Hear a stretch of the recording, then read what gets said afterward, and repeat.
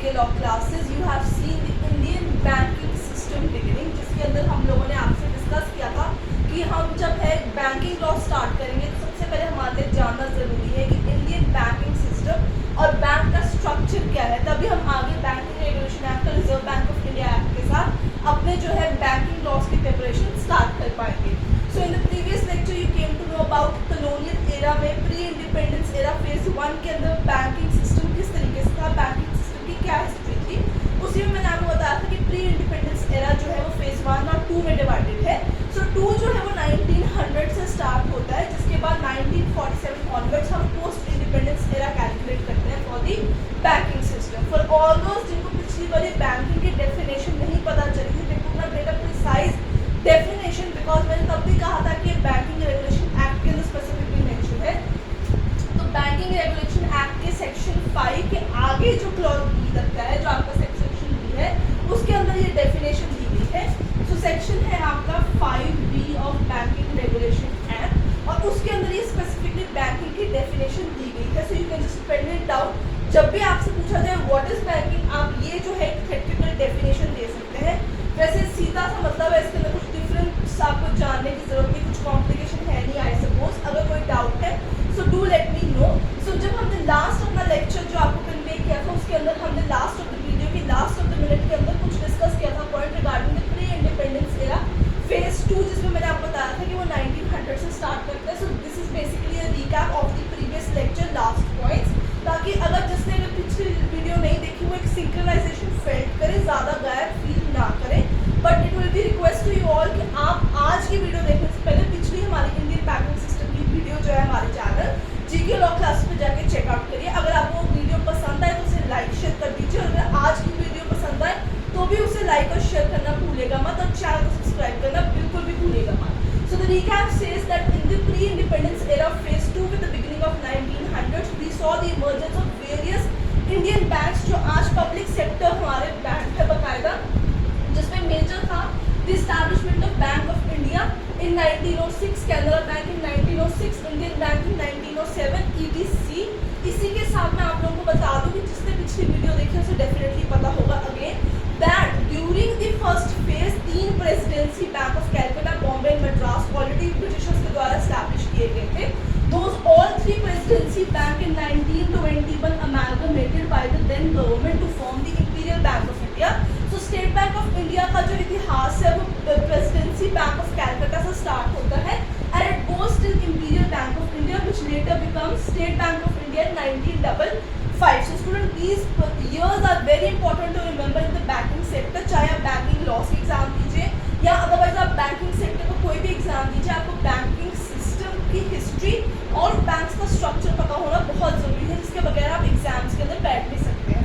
सो इसी के साथ लास्ट के अंदर in the pre independence era phase 2, this is very important to understand before independence, last major development banking reform था the establishment of Reserve Bank of India. It was a federal bank, it considered as an apex bank. Reserve Bank of India 1934 के act के तहत 1935 के अंदर Reserve Bank of India को the highest जो bank है उसको एस्टैब्लिश किया गया कंट्री के अंदर as an apex body of banking sector. So till now I hope आपके लिए रिकैप्चुलेशन काफ़ी इजी थी, रिकैप्चुलेट हो गया आपको Indian banking system. Now will proceed forward to the post independence era, ताकि हम जो इंडियन बैंकिंग सिस्टम है उसकी हिस्ट्री को समझ सकें, आज का जो हमारा मेजर टॉपिक है उस पर स्विच ऑन कर सकें। So till now if you have any doubt let me do know in the comment section. अगर वीडियो पसंद आ रही है लाइक शेयर कर दीजिए। If you are preparing for any law government competitive exams और आप बैंकिंग लॉ को काफ़ी बारीकी से जानना चाहते हैं, चैनल को सब्सक्राइब करना भूलिएगा मत। जिसे नहीं पता रैंडम वीडियो देख रहे तो मैं बता दूँ हमारे चैनल का नाम है GK लॉ क्लासेस। तो आइए चलते हैं आगे। History of Indian banking system का लास्ट टॉपिक रहेगा ये post independence era.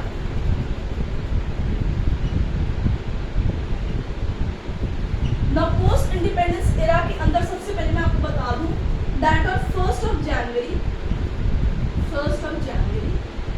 1949 reserve Bank of India जो था, ठीक है, इट वाज नेशनलाइज्ड। तो आपको ये तारीख को याद रखना होगा। अगर आपको ये तारीख नहीं पता चलेगी तो आप जो है Reserve Bank of India grade B का या कोई भी असिस्टेंट का एग्जाम आएगा उसमें नहीं बैठ पाएंगे। अगर आपको यही नहीं पता होगा वो कौन से एक्ट में बनी है, वो कौन से ईयर में एस्टैब्लिश की गई थी और कौन से साल में उसे national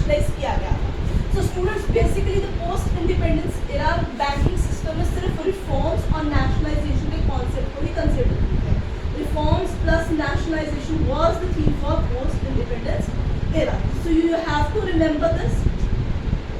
You cannot forget it. ठीक है, इसी के साथ पहला पॉइंट तो आपका ये चीज़ होगी कि रिजर्व बैंक ऑफ इंडिया जो है वो आपकी नेशनलाइज होगी। दूसरा चीज़ जो दूसरा मेजर रिफॉर्म था, जो दूसरा बेसिक कॉन्सेप्ट था जो मैंने नेशनलाइजेशन का आपको बताया कि 1955 के अंदर जो आपका इंपीरियल बैंक ऑफ इंडिया था, which was the largest bank in the country at that time, imperial bank of India became the state Bank of India. उसका नाम बदल दिया गया, उसका नाम रख दिया गया state Bank of India, plus उसकी नेशनलाइजेशन कर दी गई, उसे पब्लिक सेक्टर बैंक के तहत पे घोषित कर दिया गया, उसे सरकारी दायरा बना दिया गया। तो ये चीज़ आपको स्टेट बैंक ऑफ इंडिया के एग्जाम्स के लिए बहुत ज़्यादा जरूरी है, to know in which year and from which bank it got nationalised and converted into State Bank of India. So this is a very important point to be considered. इसी के साथ ये जो 1955 के अंदर नेशनलाइजेशन हुई है, ये गोरेवाला कमेटी आई थी, उसकी रिकमेंडेशन के ऊपर ही इंपीरियल बैंक को स्टेट बैंक ऑफ इंडिया बनाया गया है। So you need to remember the year, from which bank to which bank and which committee, it was Gorewala committee. So post independence के अंदर नेशनलाइजेशन का दौर चला, पहले रिजर्व बैंक ऑफ इंडिया, फिर स्टेट बैंक ऑफ इंडिया। उसके बाद क्या हुआ हम आगे भी समझेंगे। उसके बाद जो था 7 डिफरेंट रीजनल बैंक्स को, 7 डिफरेंट रीजनल बैंक्स को क्या कर दिया गया, associate banks of state Bank of India बना दिया गया। ठीक है, इन 7 बैंकों को भी नेशनलाइज करके एसोसिएट बना दिया गया, किसका, आपका स्टेट बैंक ऑफ इंडिया, जो 2017 के अंदर स्टेट बैंक ऑफ इंडिया के अंदर ही आगे चल के मर्ज हो गए। The year was 1959। 55 में स्टेट बैंक ऑफ इंडिया होल में आया, नेशनलाइज हुआ। 59 के अंदर 7 एसोसिएट जो रीजनल बैंक थे उसको उसकी एसोसिएट बना दिया गया। जैसे स्टेट बैंक ऑफ जयपुर है, स्टेट बैंक ऑफ ट्रैवलकोट है, ये एसोसिएट्स थे जो फर्दर 2017 के अंदर रीमर्ज हो गए into State Bank of India. ठीक है, ये चीज आपको याद रखनी होगी। इसी के साथ एक इम्पॉर्टेंट चीज जो इस पे सबसे ज्यादा क्वेश्चंस पोस्ट इंडिपेंडेंस एरा के आपसे पूछे जाते हैं रिगार्डिंग योर बैंकिंग सिस्टम। मैं 2-3 क्वेश्चन आपको बताऊंगी, जिसके बाद आपका history of Indian banking system complete हो जाएगा और आज के हम मेजर टॉपिक पे स्विच कर जाएंगे। तो ये था 19 जुलाई 1969, तारीख को याद से याद रखिएगा, जिसमें 14 कमर्शियल बैंक्स को नेशनलाइज कर दिया गया था। Right students, nationalised. So total 14 bank थे 1969 में जिनको नेशनलाइज किया गया था। ये इंपॉर्टेंट क्वेश्चन है, प्लीज इस एरा को बिल्कुल मत भूलिएगा, इसमें मेजॉरिटी क्वेश्चन आते हैं। दूसरी तारीख है 15 अप्रैल 1980। इसके दौरान 6 बैंक्स को नेशनलाइज किया गया था। 1969 में 14 कमर्शियल बैंक्स को नेशनलाइज किया गया, 1980 में 6 कमर्शियल बैंक्स को सरकार ने नेशनलाइज किया। इसी के साथ साथ इसी पीरियड के दौरान 1975 के अंदर इस्टेब्लिशमेंट की गई आपकी रीजनल रूरल बैंक्स की, RRB की। ठीक है, ये चीज आपको याद रखनी होगी। नरसिम्हन कमेटी थी उसकी। ठीक है, so you need to remember कि RRB जो थी, आपके जो रीजनल रूरल बैंक्स थे, वो नरसिम्हन कमेटी की रिकमेंडेशंस के ऊपर ही बनाए गए थे। सो this is all about the post independence era, जिसके अंदर बहुत सारे आपके स्ट्रक्चरल चेंजेस, रिफॉर्म्स आए। मैंने बहुत ही क्रक्स फॉर्मेट में आपको समझाने की कोशिश की regarding the history of the Indian banking system. अब हम बात करेंगे आज के मेजर टॉपिक की, that is regarding your structure of the banks. इसमें मैं आपको सिर्फ 1-2 चार्ट्स दिखाऊंगी, ज़्यादा आपको इसमें जानने की जरूरत नहीं है, बिकॉज हमारा मेजर फोकस सारे के सारे बैंकिंग लॉज के ऊपर है, as we are focusing for the law government competitive exams. तो आइए समझते हैं structure of banks in India. So I hope till then you are quite satisfied. आपको वीडियो पसंद आ रही है तो लाइक शेयर कर दीजिए। ये सारी डेट्स को आपको याद रखना होगा, मैंने पहले ही आपको बता दिया है। पोस्ट इंडिपेंडेंस एरा एक बहुत ही इंपॉर्टेंट पॉइंट कंसिडर किया जाता है into your banking exams. Structure. So bank जो होता है वो 2 कैटेगरी में होता है, ऑर्गेनाइज्ड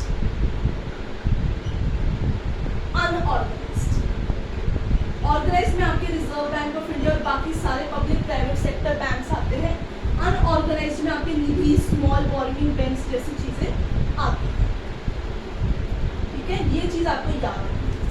अब हम चलते हैं, ये पहला आपका चार्ट होगा bank divided into organised unorganised sector. अब हम स्ट्रक्चर में बात करने जा रहे हैं ऑर्गेनाइज्ड सेक्टर, हमारा और कोई मेजर फोकस नहीं रहेगा। तो मैं फटाफट से चार्ट बना दूंगी, आप उसको as it is pen down कर लीजिएगा and that will it for the structure of your bank. So apex body Reserve Bank of India रहेगी। इसका 1934 का एक्ट हम पर्टिकुलरली स्टडी करेंगे अपनी आने वाली वीडियो के अंदर, ठीक है। यहाँ से देखिए, अब यहाँ से डिवीजन होगी आपकी।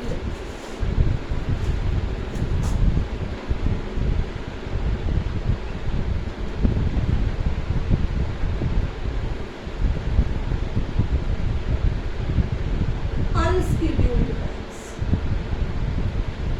ठीक है। स्केड्यूल्ड बैंक में कौन से आएंगे आपके पास?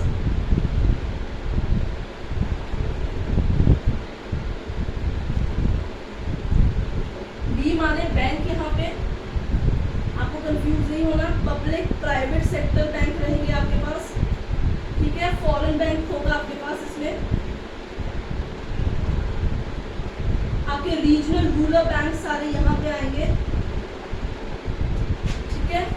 और cooperative bank, scheduled cooperative bank भी आपके सारे इसके अंदर ही फॉल करेंगे, ठीक है। पब्लिक सेक्टर बैंक यानी वो बैंक जो नेशनलाइज किए गए हैं, इस चीज का आपको खासा ध्यान रखना है।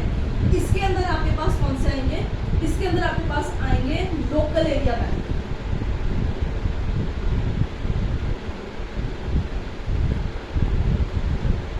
और चिट फंड्स, ठीक है। तो ये आपका स्ट्रक्चर है रिगार्डिंग योर बैंक सिस्टम, ये आपके बैंक का स्ट्रक्चर है। It is an organised structure है, ये जो आपको मैंने सारा स्ट्रक्चर बनाया है ये सारा ऑर्गेनाइज्ड बैंकिंग का स्ट्रक्चर है। Reserve Bank of India, apex, scheduled, unscheduled. Schedule में कौन सी आती है? Public sector bank include nationalised bank, private sector bank, foreign bank, regional rural banks and scheduled cooperative banks, whereas unscheduled bank consist of local area bank and chit fund. So students, आप इस chart को जो है as it is pen down कर लीजिए, it will be sufficient for you। मैं आपसे मिलूंगी अगली वीडियो के अंदर जिसमें हम स्टार्ट करेंगे banking laws with the banking regulation act. So आज की वीडियो पसंद आई, लाइक शेयर कर दीजिए। जितने भी आपके friends law government competitive exams की तैयारी कर रहे हैं, वो बैंकिंग लॉज के रिगार्डिंग कोई वीडियो शॉर्ट चाहते हैं, तो do let them know that we are here for you on YouTube to help you out, and don't forget to hit the subscribe button। I'll see you